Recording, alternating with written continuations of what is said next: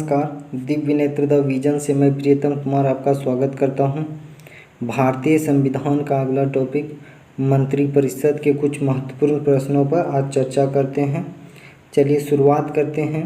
आज का पहला प्रश्न है, प्रधानमंत्री की नियुक्ति का प्रावधान संविधान के किस अनुच्छेद के अंतर्गत किया गया है? तो ऑप्शन है ए नंबर अनुच्छेद 72, अनुच्छेद 75, अनुच्छेद 73, अनुच्छेद 76। तो इस प्रश्न का उत्तर हो जाएगा अनुच्छेद 75, क्योंकि संविधान के अनुच्छेद 75 में ही 75(1) के अनुसार क्या बोला गया है कि प्रधानमंत्री की नियुक्ति राष्ट्रपति करेंगे तथा अन्य मंत्रियों की नियुक्ति राष्ट्रपति प्रधानमंत्री के सलाह पर करेंगे। तो इस प्रश्न का उत्तर हो जाएगा ऑप्शन नंबर बी। नेक्स्ट प्रश्न है, निम्नलिखित में से कौन प्रधानमंत्री बनने के समय लोकसभा के सदस्य थे? ऑप्शन है H D. Devegowda, Inder Kumar Gujral, S. Chandrashekhar, doctor Manmohan Singh.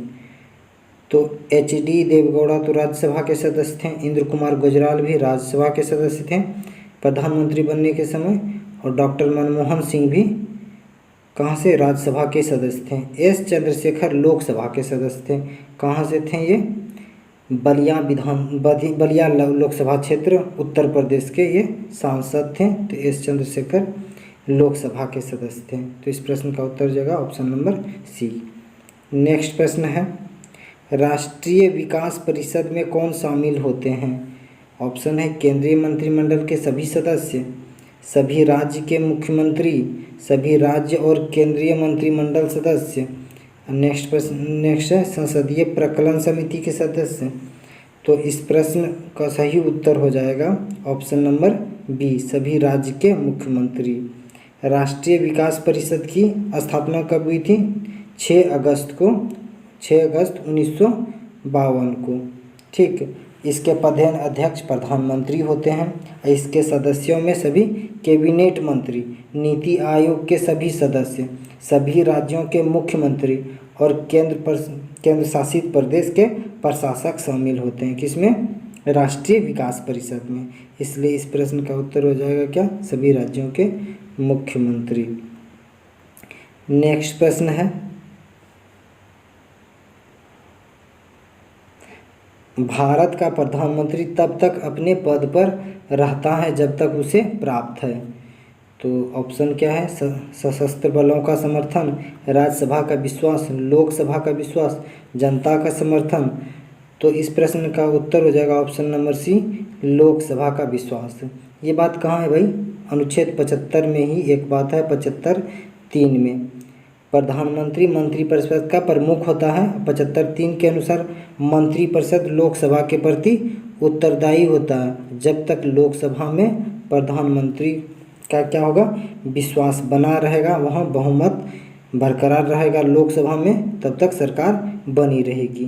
तो इस प्रश्न का उत्तर क्या हो जाएगा? 4 का सी नंबर। नेक्स्ट प्रश्न है, भारत में अवशिष्ट शक्तियाँ किस में निहित है? केंद्र सरकार में, राज्य सरकार में, केंद्र एवं राज्य सरकार में, स्थानीय शासक में। तो इस प्रश्न का उत्तर हो जाएगा केंद्र सरकार में। पहले अवशिष्ट शक्तियाँ समझते हैं क्या है। 7वीं अनुसूची में, 7वीं अनुसूची में क्या बोला गया है? अनुसूची के कि उसमें 3 सूची की व्याख्या की गई 7वीं सूची में। ठीक है, केंद्र सूची, राज्य सूची, समवर्ती सूची।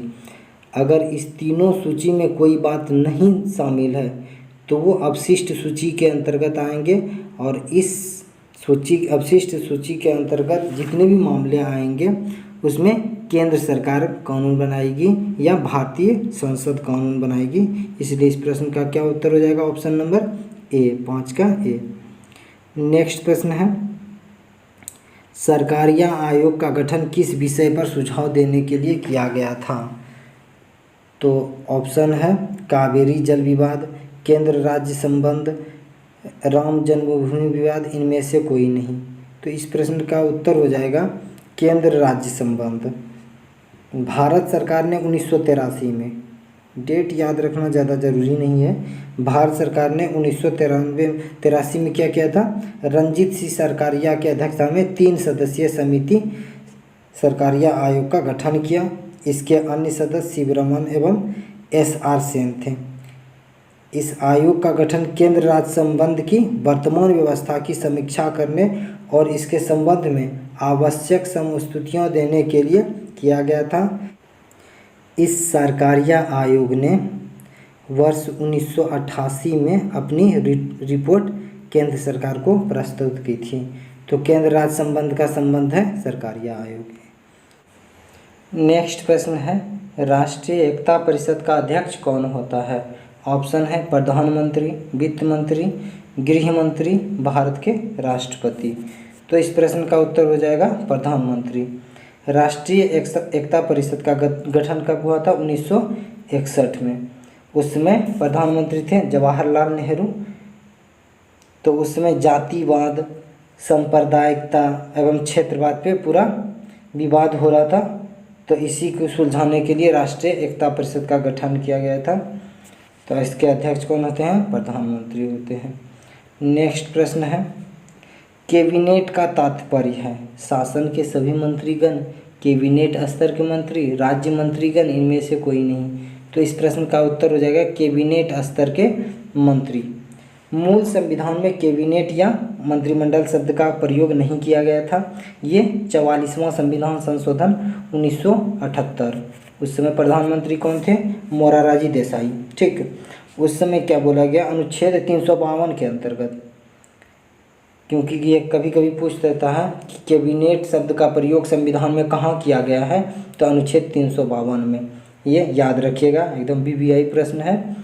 ठीक है, कैबिनेट मंत्रिमंडल का शब्द पर प्रथम प्रयोग अनुच्छेद 352 के अंतर्गत किया गया। मंत्रिमंडल का आशय मंत्रियों के उस समूह से है जिसमें प्रधानमंत्री तथा मंत्रिमंडल तथा कैबिनेट स्तर के मंत्री शामिल होते हैं। मंत्रिपरिषद में प्रधानमंत्री, कैबिनेट मंत्री, राज्य मंत्री, उप मंत्री। बात को समझिएगा, मंत्रिपरिषद में कौन होंगे? प्रधानमंत्री, पीएम साहब, और कैबिनेट मंत्री भी, उसके बाद राज्य मंत्री, उप मंत्री भी। लेकिन कैबिनेट स्तर में सिर्फ कैबिनेट मंत्री होंगे। ठीक है, तो ये सब बात ध्यान में रखिएगा, कैबिनेट स्तर के मंत्री। नेक्स्ट प्रश्न है, यदि भारत का प्रधानमंत्री संसद के उच्च सदन का सदस्य है, मतलब राज्यसभा के सदस्य हैं कौन? भारत के प्रधानमंत्री, तो इनमें से क्या विवाद होगा? देख लेते हैं ऑप्शन। वे अविश्वास प्रस्ताव की स्थिति में अपने पक्ष में मत नहीं दे सकेगा, वे निम्न सदन के बजट पर नहीं बोल सकेंगे, वे केवल उच्च सदन में ही वक्तव्य दे सकते हैं, उन्हें प्रधानमंत्री पद की शपथ ग्रहण करने के बाद 6 माह के अंदर निम्न सदन का सदस्य बनना पड़ेगा। तो इस प्रश्न का उत्तर हो जाएगा, वे अविश्वास प्रस्ताव की स्थिति में अपने पक्ष में मत नहीं दे सकेंगे, क्योंकि अविश्वास प्रस्ताव या कहाँ पे लाया जाता है? लोकसभा में। क्योंकि लोकसभा 75(3 अभी थोड़ा देर पहले बताएं, 75(3 में क्या बोला गया है कि मंत्रिपरिषद सामूहिक रूप से लोकसभा के प्रति उत्तरदायी होता है। क्योंकि जब तक लोकसभा में मंत्रिपरिषद को विश्वास प्राप्त है तभी तक प्रधानमंत्री बने रहेंगे, नहीं तो इस्तीफा देना पड़ेगा।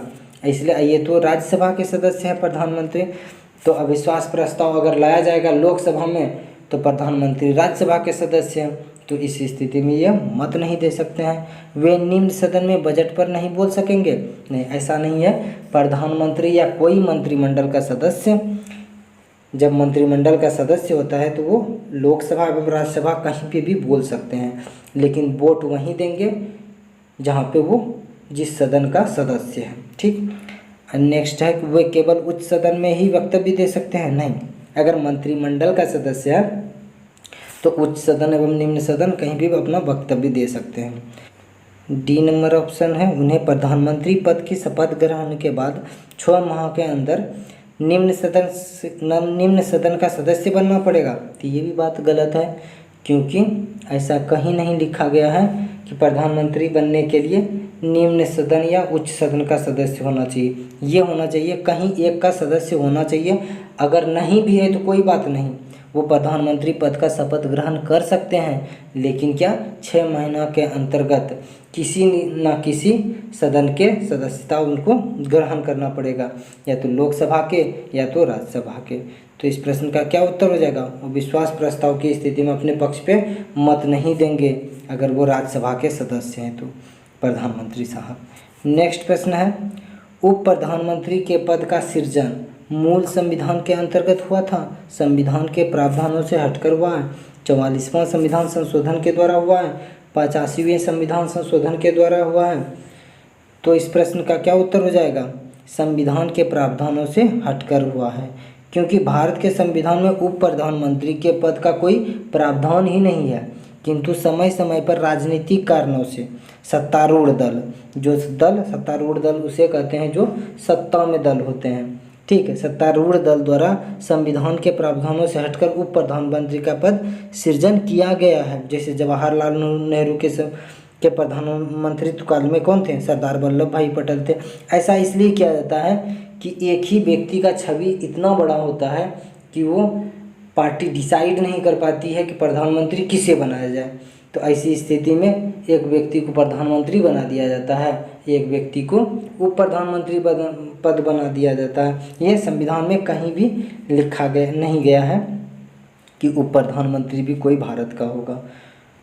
नेक्स्ट प्रश्न है, निम्नलिखित संविधान संशोधन में कौन यह स्पष्ट करता है कि मंत्रिमंडल में कुल मंत्रियों की संख्या प्रधानमंत्री को सम्मिलित करते हुए लोकसभा के सदस्यों की कुल संख्या के 15% से अधिक नहीं होगी? तो ऐसा कई ऑप्शन देख लेते हैं, 90वां, 91वां, 92वां, 93वां। तो इस प्रश्न का उत्तर हो जाएगा ऑप्शन नंबर बी, 91वां। 91वां संविधान संशोधन कब आया था? 2003 में, ठीक। 91वां संविधान संशोधन 2003 में कहा गया कि मंत्रिमंडल में प्रधानमंत्री सहित कुल सदस्यों की संख्या कितना होना चाहिए? 15% से अधिक नहीं होना चाहिए। ऐसा इसलिए किया गया क्योंकि बहुत ज़्यादा मंत्रिमंडल के सदस्य बन जाते थे और क्या होता था, उससे खर्च बहुत ज़्यादा बढ़ जाता है, क्योंकि